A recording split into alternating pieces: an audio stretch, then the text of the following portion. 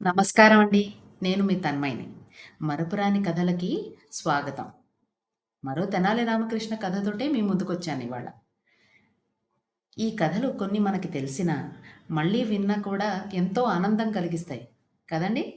మరి ఇలాంటి ఎన్నో కథలు వినడానికి మా ఛానల్‌కి సబ్స్క్రైబ్ చేయడం మర్చిపోకండి. పదండి కథలోకెళ్ళిపోదాం. ఇవాల్టి కథ పేరు 'ఎవరి గజములు వారివే'. మీకు తెలుసు కదా! రామకృష్ణుడికి ఇంకా రాయలవారి ఆస్థానంలో చోటేం దొరకలేదు. తన ప్రయత్నాలు తను చేసుకుంటున్నాడు. అయితే ఇలా ఉండంగా ఒకరోజు రాయలవారి ప్రజా దర్బారుకి న్యాయం కోసం ఒక సమస్య వచ్చింది. న్యాయం చేయమని అడుగుతూ వచ్చిన వాళ్ళు ముగ్గురు అన్నదమ్ములు. వాళ్ళను తీసుకుని న్యాయాధికారి సమస్యని ప్రభువుల వారికి తెలియజేస్తూ ఇలా అన్నాడు. ప్రభు, ఈ ముగ్గురి అన్నదమ్ముల తండ్రి చనిపోతూ తన ఆస్తి పంపకాలు వివరిస్తూ వీలునామా వ్రాశాడు. ఆ వీలునామా ప్రకారం స్థిరాస్తి మేము ముగ్గురికి పంచేశాం. కానీ చరాస్తి పంచడం సాధ్యం కావడం లేదు అని చెప్పాడు. అప్పాజీవారు తల పంకించి ఎందుచేత అని న్యాయాధికారిని అడిగారు. న్యాయాధికారి దానికి జవాబు చెప్తూ వీరి తండ్రిగారు చరాస్తి 17 గజాలు. అందులో పెద్దవాడికి సగపాలు, రెండోవాడికి మూడోపాలు, మూడోవాడికి అందులో మూడోపాలు పంచాలని ఆయన మరణశాసనం రాశారు. మరి ఏనుగులు చూస్తే 17. ప్రభు, ఎన్ని విధాలా ప్రయత్నించినా జంతుహింస చేయకుండా పంపకాలు జరపడం సాధ్యం కావడం లేదు. అందుకే వీరి న్యాయం కోసం మీ దగ్గరికి తీసుకొచ్చాను అని చెప్పి అప్పాజీ వారి వైపు చూశాడు.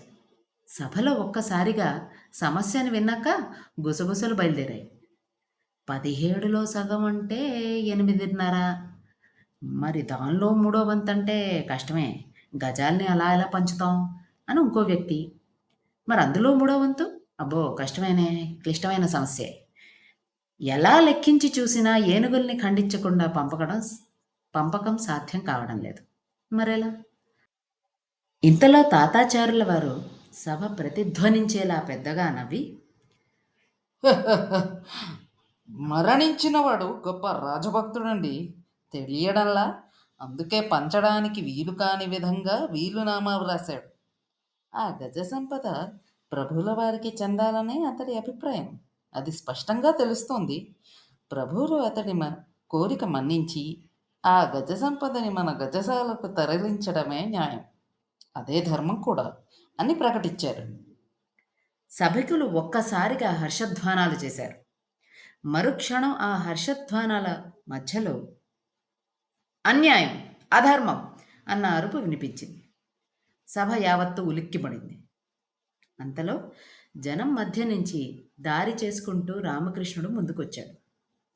అతన్ని చూస్తూనే ఆచార్యుల వారి పక్కన నిలబడిన అప్పన్న తిగిలు కొట్టిన దొంగలాగా కెవ్వుమని లింగడండి, రామలింగడు వచ్చాడు అన్నాడు. ఆచార్యుల వారి మొహం జేవురించింది. రాయల వారి పెదవుల మీద చిరునవ్వు మెరిసింది. అప్పాజీ సాభిప్రాయంగా చూస్తూ అధర్మం, అన్యాయం అంటూ ఆక్షేపిస్తున్నాం. మా న్యాయాధికారులకై సాధ్యం కాని పంపకం నువ్వు చేయగలవా అని అడిగాడు. రామకృష్ణుడు తల ఊపి ఏనుగు బొమ్మలు తెప్పించండి, అలాగే చేసి చూపిస్తాను అన్నాడు. వెంటనే ఏనుగు బొమ్మలు తెచ్చి సభ ముందు ఉంచారు. రామకృష్ణుడు ఆ ఏనుగు బొమ్మలు లెక్కపెట్టి ఇవి పంచవలసిన 17 ఏనుగులు. వీటిని పంచడానికి రాయలవారే స్వయంగా తమ పట్టపు ఏనుగు మీద వచ్చారు. ఎవరికైనా అభ్యంతరమా అన్నాడు. ఎవరూ అభ్యంతరం చెప్పలేదు. రాయలవారు తమ భద్రగజాన్ని ఈ ఏనుగుల వరుసలో చేర్చారు అంటూ పట్టపు ఏనుగు బొమ్మని ఆ వరుసలో చేర్చాడు రామకృష్ణుడు. ఇది చూసిన తాతాచార్యుల వారు మరి ఊరుకుంటారా? వారు చివాలన లేచి అలా చేర్చడానికి వీల్లేదు. పంచవలసినవి ఏనుగులు 17, 18 కాదు కదా అని అరిచారు ఉక్రోషంతో. రామకృష్ణుడు పరిహాసం చేస్తూ పంచబడేవి కూడా 17 స్వామి, ముందు వినండి అన్నాడు హేళనగా. ఇప్పుడు ఈ వరుసలో ఉన్న ఏనుగులు మొత్తం 18. ఇందులో పెద్దవాడి పాలు సగం అంటే 9 అంటూ 9 బొమ్మలు ఆయన దోసిట్లో పడేసి రెండోవాడి మూడో వంతు అంటే 6, మూడోవాడి పాలు అందులో మూడోవాడి వంతు 2, వెరసి మొత్తం 17. రాయలవారి భద్రగజం వారి వంతు అని పంపకాలు చేశాడు రామకృష్ణుడు. అంతే, ఒక్కసారిగా సభాస్తరి కరతాళ ధ్వనులతో దద్దరిల్లిపోయింది. ఇది చూసిన రాయలవారు కూడా రామకృష్ణుణ్ణి చాలా మెచ్చుకున్నారు. అదండి ఇవాల్టి కథ. మరో కథతో మళ్ళీ కలుద్దాం. నమస్కారం.